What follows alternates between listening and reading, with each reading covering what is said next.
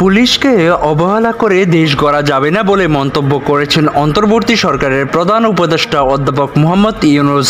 সোমবার 17 মার্চ রাজধানীর তেজগাঁয়ে প্রধান উপদেষ্টা কার্যালয়ে পুলিশের ঊর্ধ্বতন কর্মকর্তাদের সঙ্গে বৈঠকে তিনি এই মন্তব্য করেন। প্রধান উপদেষ্টা প্রেস উইং থেকে বৈঠকের তথ্য জানানো হয়। আইন শৃঙ্খলা পরিস্থিতি নিয়ে বৈঠকে পুলিশের মাঠ পর্যায়ে কর্মকর্তাদের উদ্দেশ্যে দিক নির্দেশনামূলক বক্তব্য দেন অধ্যাপক ইউনূস।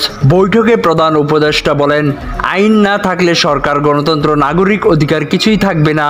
আর পুলিশকে অবহেলা করে দেশ গড়া যাবে না।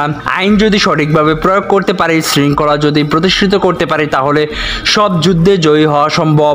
অন্তর্বর্তী সরকারের হাতে বেশি সময় নেই জানিয়ে অধ্যাপক ইউনূস বলেন, আমরা এরই মধ্যে 7 মাস পার করে এসেছি। আমরা বলেছি ডিসেম্বরের নির্বাচন হবে, কাজেই এর মধ্যে আমাদের যে সামর্থ্য রয়েছে, যা যা সংস্কারের প্রয়োজন সেগুলো করতে হবে। কারোর জন্য অপেক্ষা থাকলে আমাদের কোনো লাভ হবে না।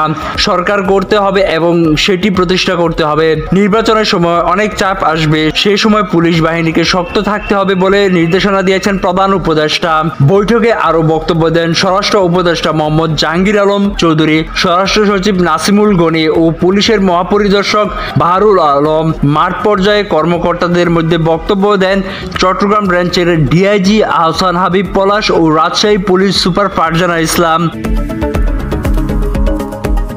স্বাধীনতা টিভি বাংলা, ন্যাশনাল ডেস্ক।